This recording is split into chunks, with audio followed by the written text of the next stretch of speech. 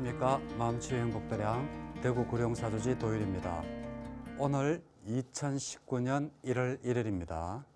황금복대지해를 맞아서 이 TV를 시청하는 모든 불자님과 그리고 불교를 믿는 모든 불자님들의 몸과 마음이 항상 평화롭고 행복하고 각 가정이 화목하기를 진심으로 바람합니다.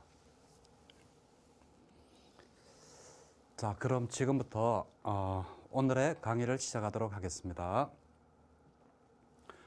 오늘은 우리가 이야기하는 캄마, 업입니다. 업에 대한 짧은경, 그러니까 쫄라, 깜마, 비방가, 숫다입니다. 이 쫄라가 짧다라는 뜻입니다. 그래서 쫄라, 깜마, 비방가, 숫다, 맞지만 니까야 135번째에 나오는 겁니다. 보통 이 업이라고 하면 다들 알고 있습니다. 그죠? 대부분 다 알고 계실 거라고 생각합니다. 업, 캄마가 되고, 빨리어로 하면 캄마가 되고, 그리고 산스크리트어로 하면 카르마가 됩니다. 그래서 카르마나 캄마나 같은 말이다 라고 아시면 되고요. 그 업의 분석의 짧은 경은 부처님께서 그렇게 사랑하셨던 기원정사에 계실 때 바로 수바 바라문이 세종께 부처님께 질문한 내용을 담은 경전입니다. 그래서 이 기원정사의 이 사진이 밑에 두 장이 있습니다. 저 부처님이 머무르셨던 저 장소를 간다꾸띠라 그럽니다. 간다꾸띠. 그래서 향기가 나는 그 꾸띠, 그러니까 집이다 이런 뜻입니다. 그래서 부처님께서 머무르셨던 저기 간다꾸띠 기원정산에 있습니다. 그리고 오른쪽에는 바로 경전에 나오는 대목이 이러한 대목이 있습니다. 부처님께서 기원정사에 계시지 않을 때 많은 사람들이 부처님을 뵈러 기원정사에 이렇게 들렀습니다. 그때 부처님이 안 계신 걸 알고 그냥 실망하고 가는 것을 보고 안한존자가 부처님에게 이제 말씀을 내줬습니다. 부처님, 많은 분들이 부처님을 뵙고자 와서 부처님이 계시지 않으니까 그때 많은 사람들이 실망을 하고 갑니다. 그러면 어떻게 하면 좋겠습니까? 라고 하니까 부처님께서 아난다야, 그러면 내가 깨달았는 그 보리수 나무를 가져와서 바로 이곳에다 심으라. 그리고 그 보리수 나무를 나를 대하듯 하라. 그래서 그 보리수 나무가 아난다가 심어 놓은 그 보리수 나무가 지금 기원정사 안에 이렇게 있습니다. 그래서 불교는 특히 안경을 읽다 보면 현실과 신화적인 요소가 배제가 되고 항상 현실과 그 경전 내용과 일치되는 부분을 굉장히 많이 발견을 할 수가 있습니다. 이 아난다 그 보디트리, 보리수 나무, 이것도 바로 경전과 완전하게 일치되는 대목이라서 기원정사를 설명할 때 제가 잠깐 이 사진을 올렸습니다. 자, 그래서 이 수바라는 바라문은 도대체 어떤 사람이냐?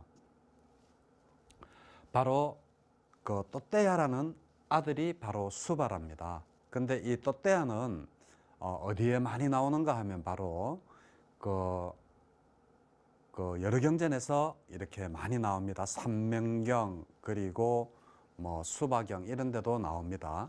그런데 이 또떼야가 수바 이 바라문입니다. 브라만이 부처님이 열반하신 후에 안한존자를 찾아가서 개정의 사막이 무엇이냐라고 이렇게 질문을 하고 거기에 대한 설명을 하는 것이 바로 수바경입니다. 그리고 이 또떼야라는 사람도 경전에 많이 같이 나온다 그랬죠. 삼명경에도 나오고 그리고 이 수바경에도 나오는데 이 또떼야가 어떠한 사람이었는가 하면 무슨 아주 높은 고위공직자는 아니고 어떠한 관리직에 있으면서 굉장히 부유했답니다. 굉장히 부유했는데 부처님이 이제 탁발을 나갔는데 부처님에게 공양을 올리지 않고 오히려 이렇게 무시를 하고 이렇게 내쫓고 그랬는 모양입니다. 그래서 그 과보로 그 또떼야가 죽고 난 다음에 이 수바라는 자기 아들이 그 모든 재산이 물려졌죠. 그런데 수바가 집에 개가 한 마리가 태어났는데 이 개가 수바가 그 개를 보니까 굉장히 정이 가고 이래서 굉장히 그 개를 사랑하고 그 개 또한 수바를 굉장히 잘 따랐답니다.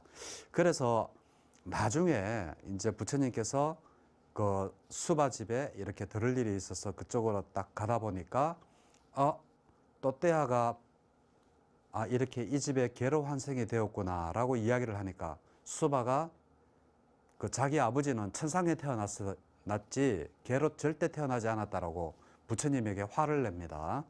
그러면서 이 수바가 부처님에게 화를 내고 이러니까 그러면 또떼아야 이 개에게 부처님께 명령을 합니다. 또떼아가 전에 너 몰래 숨겨놓은 재산이 또 있을 거다. 이 개에게 시켜서 내가 그 숨겨놓은 재산을 찾도록 하겠다라고 해서 그래서 하니까 그 개가 땅을 파기를 시작을 하는데 거기에 또 많은 보물이 거기에 또 숨겨져 있었습니다. 그때서야 이제 수바가 부처님의 그러한 신통력이나 그러한 것을 알고 부처님께 귀의를 하게 됩니다. 그래서 이 개 또한 또떼아 또한 처음에는 막 부처님이 오면서 막 짖습니다. 짖는데 이제 부처님이 또떼아가 개로 환생했다는 것을 알아차리는 순간 이 사람은 정말 보통 일반 바라문이 아니구나 라고 생각하고 그만 이렇게 꽁지를 내리고 그랬다고 하는 그러한 주석서가 있습니다. 그래서 이러한 개로 태어났지만 그 이후에는 어떻게 됐는지 설명은 없습니다. 하여튼 또떼에 대한 것은 그러한 주석서에 있습니다. 그래서 그날 이후로부터 수바가 바로 부처님 우리 불교에 귀의를 하게 되는 겁니다. 기원정사로 수바가 찾아가서 바로 이러한 질문을 합니다. 부처님, 도대체 사람은 어떠한 조건 때문에 인간들 모습을 한 사이에 천하고 귀하고 한 이러한 차별 결과가 있습니까? 라고 이야기를 합니다. 자, 여기에서 뭐 느껴지는 거 없습니까? 바로 연기법이죠. 그죠? 연기법이 느껴집니다. 저는 어떠한 원인 때문에 어떠한 조건을 만나서 어떠한 결과가 나타납니까? 이게 바로 연기법입니다. 이것이 있기 때문에 이것이 있고 저것이 있기 때문에 저것이 있고 뭐 이런 식으로 단 거기에는 조건이 맞아야 된다라는 게 바로 연기법의 가장 중요한 핵심이죠. 그래서 바로 이러한 질문을 합니다. 어떠한 사람은 건강한 사람으로 태어나고 어떠한 사람은 아픈 사람으로 태어나고 어떠한 사람은 지위가 높은 사람으로 태어나고 어떠한 사람은 이렇게 천민으로 태어나고 여러 가지 질문을 합니다. 그래서 이 부처님께서 이제 답을 하시기를 어떤 답을 하시느냐. 바로 수바야, 바로 업 때문에 그렇다. 업이 바로 카르마라 그랬죠.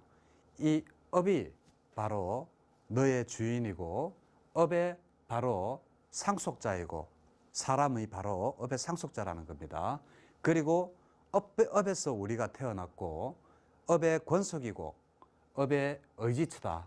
우리가 그렇다라는 겁니다. 우리는 업에서부터 벗어날 수가 없습니다. 언제까지? 아라한이 될 때까지. 아라한이란 어떤 사람들은 이런 말을 하더라고요.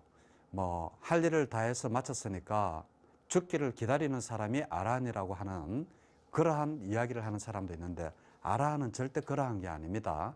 아라한은 할 일을 다해 마쳤다까지는 맞습니다. 그렇지만 더 이상의 어떠한 행동을 해도 업을 생성하지 않는 자가 바로 아라한입니다. 예, 그거를 분명히 아시고 그래서 바로 업이 주인이고 업의 상속자라 그랬는데 바로 이 업이 바로 원인이 되지 않습니까? 원인이 돼 가지고 어떠한 조건이 만나졌을 때 바로 어떠한 결과로 나타난다. 이것이 바로 연기법입니다. 그죠? 이것이 바로 연기법입니다. 이것이 바로 연기법인데 이 연기법에 대한 것이 굉장히 나중에 유식학으로 발전하는데 굉장히 큰 계기가 됩니다. 왜냐하면 부처님은 처음부터 끝까지 육식만 말씀을 하셨습니다. 7식이나 8식을 이야기하지 않으셨습니다. 그런데 사람들은 자꾸 업이라 그러니까 업이 너의 주인이고 너의 의지처이고 너의 권속이고 이렇게 말씀을 하시면서 업이 그러면 도대체 어디에 있느냐, 그거를 사람들은 자꾸 궁금해합니다. 그런데 부처님께서 말씀을 하시지 않습니까? 조건이 맞을 때 업은 다시 그 어떠한 결과를 가져온다라고 했지 않습니까? 그래서 미얀마에서는 많은 법문에서 이런 이야기를 합니다. 저 오른쪽 편에 큰 나무가 보이는 저것이 바로 그 망고 나무입니다. 저 망고 나무에 망고 열매가 달리지 않았지 않습니까?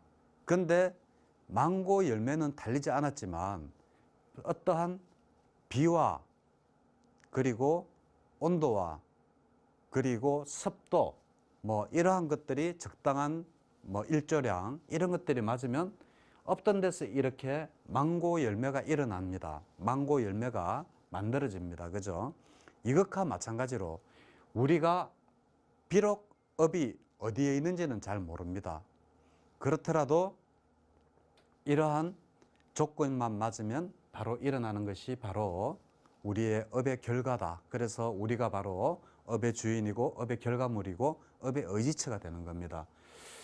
자, 그래서 여기에서 바로 부처님께서 짧지만 바로 연기법의 일부분을 말씀을 하셨습니다. 그리고 이러한 업이라고 하는데 업은 제가 십선법과 십불선법이라고 이야기를 한다라고 했습니다. 우리 불교에서는 악, 선악 이렇게 두 개의 개념으로 이렇게 팍 이렇게 이분법적인 그런 용어는 잘 사용하지 않습니다. 그래서 선이냐 불선이냐 이것도 이분법이긴 이분법이지만 악이라든지 선이라든지 아주 공격적이면서 그 강력한 그런 단어는 거의 사용하지 않습니다. 그래서 십선법과 십불선법인데 여기에 악법이라고 되어 있네요. 십불선법입니다. 그래서 십불선법인데 10가지를 우리가 이야기합니다. 우리가 업을 짓는 행위를 그걸 보고 우리가 신구의 삼업이라고 하죠. 신구의 삼업이라고 하는데 여기에서 몸으로 짓는 게 3가지, 입으로 짓는 행위가 업이 4가지, 그리고 우리가 생각으로 짓는 업이 3가지 해서 총 10가지입니다. 이것을 잘 지키고 잘 지키면 바로 선법이 되고 이것을 지키지 않고 나쁘게 행하면 바로 불선법이 되는 겁니다. 그래서 몸으로 짓는 것 3개, 입으로 짓는 것 4개, 생각으로 짓는 것 3개가 돼서 총 10가지 십선법, 십불선법이 됩니다. 자, 그러면 이 중에서 가장 우리가 보면 한 가지가 더 많은 게 바로 입입니다. 우리가 별로 대수롭지 않게 가장 쉽게 저지를 수 있는 게 바로 이 입에 대한 죄악입니다. 그러한 그 죄를 많이 짓습니다.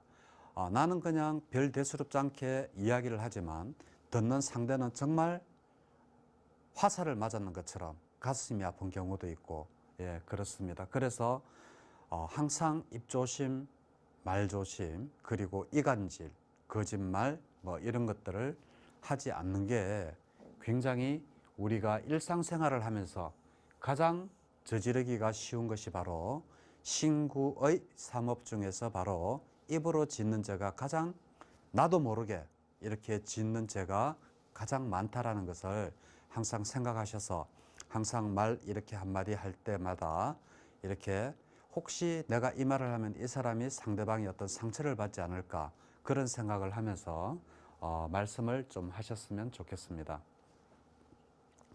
자, 그래서 아까도 제가 말씀드렸지만 어떠한 원인과 조건 때문에 이러한 수승한 결과가 나타납니까? 라고 했죠. 그래서 바로 원인, 조건, 결과, 어떠한 연기법에 의해서 이러한 결과가 나타납니까? 아니면 어떠한 칸마, 업 때문에 일항에 나타납니까? 라고 이렇게 수바가 부처님에게 묻습니다. 그런데 그것을 이렇게 제가 정리를 미리 했습니다. 안 그러면 너무 이렇게 다 읽으려고 하면 힘듭니다. 그래서 수바가 물었는 7가지는 간단합니다.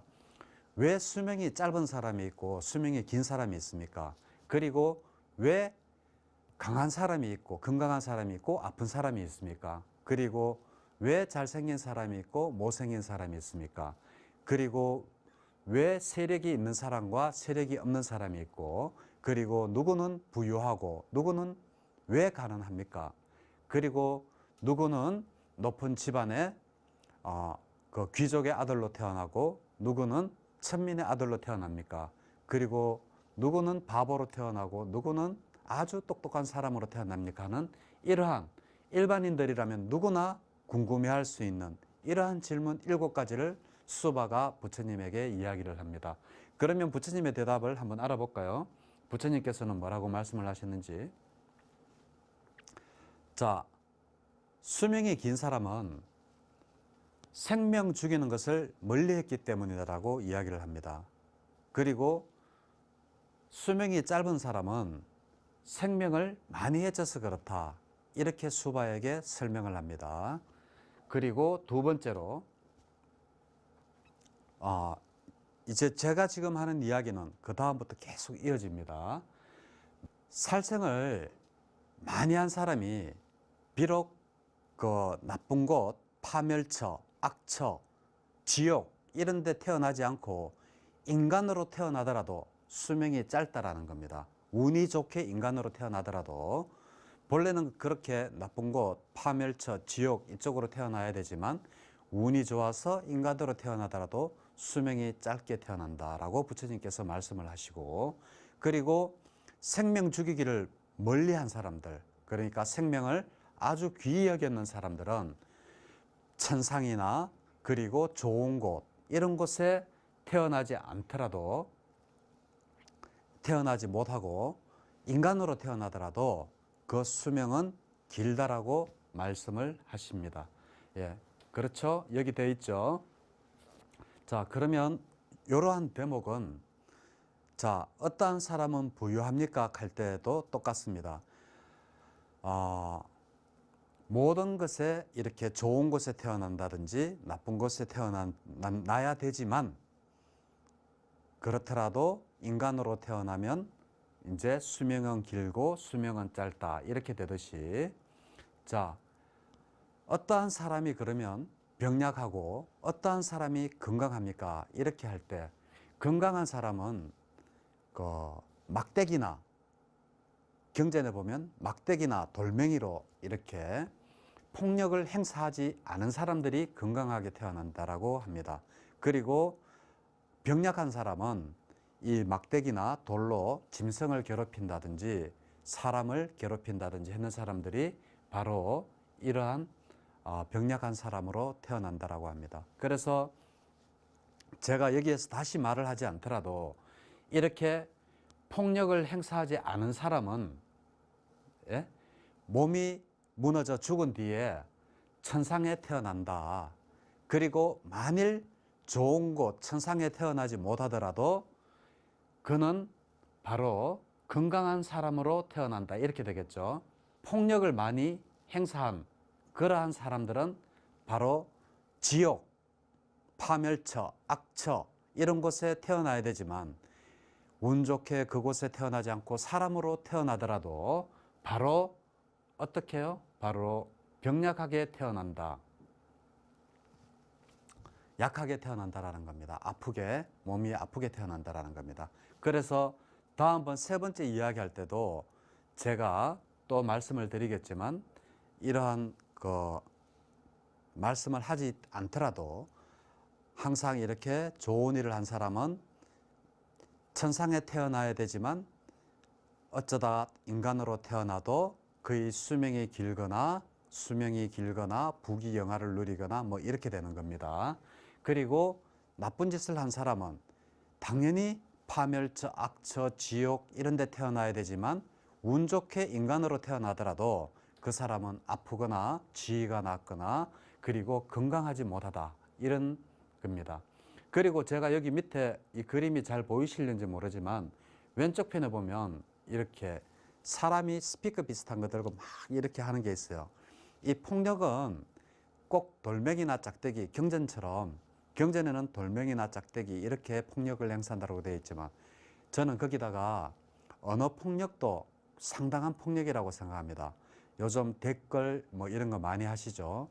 댓글 하실 때 물론 분노가 일어나고 그럴 겁니다. 물론 자기의 의견이랑 다르고 하면 거기에 화도 나고 이 사람이 뭔가를 잘못 알고 있구나라고 하면서 화도 나겠지만, 그렇다고 해서 이 폭력적인 저러한 언어를 쓴다든지 그러한 댓글을 올리는 것도 바로 우리가 내생에 나쁜 곳, 악취에 태어나는 행위일 뿐만이 아니라 운이 좋게 태어나더라도 다시 저렇게 아픈 사람으로, 병약한 사람으로 태어나는 거다라는 것을 강조하기 위해서 제가 저기 밑에 그림을 하나 넣었습니다. 네. 자, 그리고 세 번째, 어떤 사람은 그럼 잘생기고 어떤 사람은 그 못생기게 됩니까? 라고 수바가 또 이제 부처님에게 묻습니다. 그러니까 바로 원인은 바로 화를 잘 내고 원한을 맺고 이러한 사람들이 못생기게 태어나고, 그리고 화를 내지 않고 그리고 원한을 맺지 않는 사람들이 잘생기게 태어난답니다. 꼭 이게 아니더라도 링컨 대통령 때 상원 의원 한 명이 자기의 동료를 이 하원 의원에다가 출마를 좀 시켜달라고 데리고 왔답니다. 이 미국은 상하원 제도인데 상원은 각 주에 한 명밖에 없습니다. 그리고 하원은 이제 주에서 많이 뽑죠. 그래서 상원들의 파워가 굉장히 셉니다. 그런데 이 상원이 부탁하는 것을 링컨이 어떻게 거절을 했는가 하면, 사람 나이가 50이 넘어가면 그 사람 얼굴은 자기 스스로 책임을 져야 된다. 그런데 그 사람 얼굴을 보니까 아니다라고 하면서 그 하원 의원을 추천을 거절했다라는 이야기도 있습니다. 그럴 정도로 잘생긴 사람과 못생긴 사람, 여기서 잘생겼다 못생겼다는 얼굴이 뭐 정말 영화 배우처럼 잘생겨야지 잘생기겠습니까? 어떠한 온화한 성품이냐, 그리고 남이 봤을 때 어느 만큼 편안하냐, 그리고 뭐 이러한 거겠죠. 그래서 이러한 것은 굳이 내 생까지 가지 않더라도 이 생에서도 얼마든지 벌어질 수 있는 일이 바로 화를 잘 내거나 그리고 남한테 원한을 사면 우리 얼굴이 바뀌어진다는 거, 그러한 것들을 조금 좀 명심을 하시면 좋겠습니다. 자, 그리고 세력이 있는 사람과 세력이 없는 사람은 무엇 때문이냐? 바로 질투를 부리고 질투를 부리지 않는다. 바로 이러한 겁니다. 제가 여기 보면 사랑과 질투라는 그림이 있죠. 사랑과 질투, 엄마. 대부분 부모들은 사랑과 질투, 이거를 또 구분을 잘 못합니다. 내가 자식에게 지금 하는 이러한 행위, 즉 예를 들면 아기를 막 꾸지람을 한다든지, 그리고 자기도 모르게 순간적으로 탁 때릴 때, 때리는 그때 그 순간은 아기를 사랑하는 마음에 쓰지만 때리는 그 순간의 마음은 자기 자제를 못해서 그렇습니다.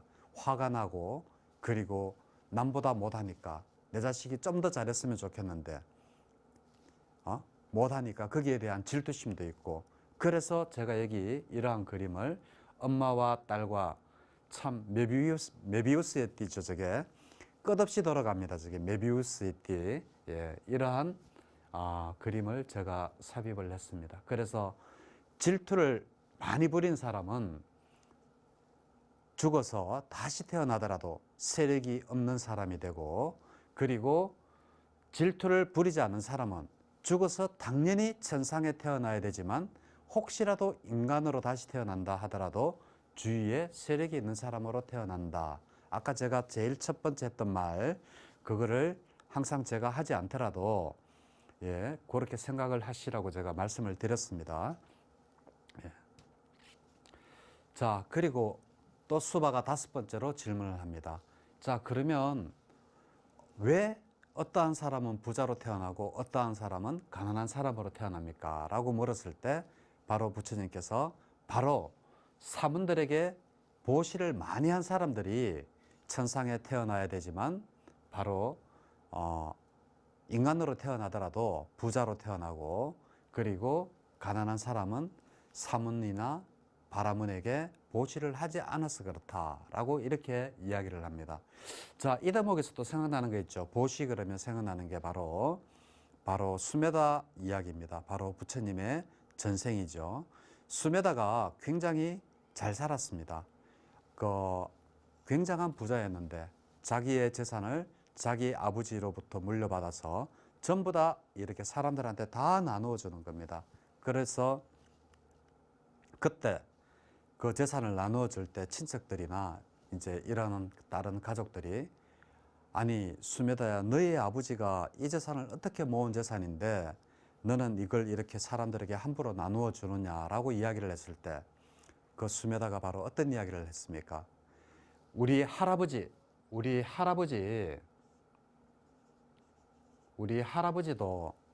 우리 아버지에게 재산을 물려줬지만 아버지 또한 이 재산을 가져가지 못했고, 이 아버지의 재산을 내가 지금 물려받았지만 이것 또한 내가 죽어서 또 가져가지 못할 것이다. 그래서 나는 내가 죽었어도 가져갈 수 있는 재산을 모으기 위해서 바로 내가 지금 이렇게 많은 사람들에게 나의 이 재산을 나눠주고 있습니다라고 이야기를 했는 그러한 이야기가 있죠. 그 부처님 전생 이야기입니다. 그 수메다 부처님의 전생에 그 수메다라는 사람으로 있을 때, 수메다 보살입니다. 수메다 보살로 있을 때 이제 그러한 보시의 공덕을 이야기를 했습니다. 그리고 사실은 그것도 사실 선업 아닙니까? 그죠? 좋은 일, 보시, 선업. 그러니까 결국은 우리가 죽어서 가져갈 수 있는 것은 바로 업밖에 없다. 좋은 업이든 나쁜 업이든 우리가 좋은 업을 많이 지으면 우리가 천상에 태어나거나, 그리고 인간으로 태어나도 세력이 있고 건강하고 수명이 길고 이러한 사람으로 태어나겠지만, 만약에 그렇지 못하다면, 선업을 쌓지 못하고 불선업을 많이 쌓았다면 우리는 틀림없이 그 악처나 지옥에 태어나야 되지만 인간으로 태어나더라도 아프거나 세력이 없거나 수명이 짧거나 뭐 이러한 사람이 된다는 게 바로 부처님의 설명이었습니다. 자, 그러면서 이제 수바가 또 묻습니다. 그러면 누구는 가문이 높은 집안에 태어나고 누구는 가문이 낮은 집안에 태어납니까? 라고 하니까, 가문이 높은 사람은 절대 자기 고집을 부리지 않고 고집이 세지 않고 거만하지가 않아서 그러한 사람이 바로 높은 가문의 귀족으로 태어나고, 천민으로 태어나는 사람은 아주 고집이 세고 남의 말을 듣지 않고 거만하기 때문이다라고 이야기를 부처님께서 수바에게 하셨습니다. 어떤 사람은 지혜롭고 어떤 사람은 어리석은 바보처럼 그렇게 태어납니까? 라고 이제 이야기를 했을 때 부처님께서는 어떠한 대답을 하시느냐 하면, 바로 그 사문이나 바라문에게 질문을 많이 한 사람은 똑똑한 사람으로 태어나고, 사문이나 바라문에게 질문을 하지 않은 사람은 바로 지혜롭게 태어나지 못한다라고 이야기를 하셨습니다. 자, 그러면 부처님께서 업의 분석의 짧은 경 쫄라 깜마 비방가 숫다의 핵심을 보면 바로 이렇습니다. 자, 수명이 짧은 사람은 생명을 해친 사람이고, 수명이 긴 사람은 생명을 해치는 것을 멀리하는 사람입니다. 그리고 병약한 사람은 폭력을 행사한 사람이고, 건강한 사람은 폭력을 행사하지 않은 사람이고, 그리고 못생긴 사람은 화를 잘 내는 사람이고, 잘생긴 사람은 화를 잘 내지 않는 사람입니다. 그리고 세력이 없는 사람은 질투를 부린 사람이고, 세력이 있는 사람은 질투를 부리지 않는 사람입니다. 그리고 가난한 사람은 보시를 많이 하지 않은 사람이고, 그리고 부유한 사람은 보시를 많이 한 사람이다. 그리고 낮은 가문의 사람은 고집이 센 사람이고, 그리고 높은 가문의 사람은 고집이 세지 않고 거만하지 않다. 그리고 지혜로운 사람은 사문에게 질문을 많이 한 사람이고, 지혜롭지 않은 사람은 사문에게 질문을 하지 않아서 그렇다. 이제 이러한 이야기를 하면서 이제 부처님께서 말씀을 하십니다. 그러면서 바로 부처님께서 모도한 것은 바로 이러한 가난, 이러한 높은 계급, 높은 지위, 이러한 것들을 불러오는 것은 전부 다 네가 지은 전생의 업 때문에 그렇다라고 이야기를 하십니다. 그러면서 부처님께서 강조하시는 게 뭐냐면 바로 신라입니다. 신라, 계율을 잘 지켜야 된다라고 말씀을 하고 계십니다. 신라가 바로 영어로 쓰면 이 신라라고 합니다. 계율이라고 합니다. 그래서 신라가 계율을 잘 지켰기 때문에 삼국을 통일할 수 있었다라는 이야기도 있습니다. 예.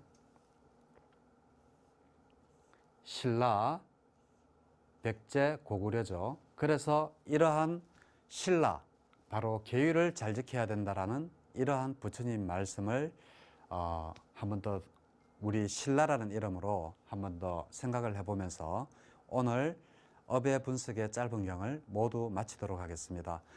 모두 다 수바가 질문했던 것처럼 우리도 모두 계율도 잘 지키고 부처님께서 설명하신 대로 그대로 잘 실천을 해서 우리도 천상이나 좋은 곳에 모두 태어나든지 인간으로 태어나더라도 지위가 높고 수명이 길고 그리고 행복하게 살아갈 수 있는 그러한 사람으로 태어나기를 바라면서 오늘 업의 분석의 짧은 경을 모두 마치도록 하겠습니다. 네, 감사합니다.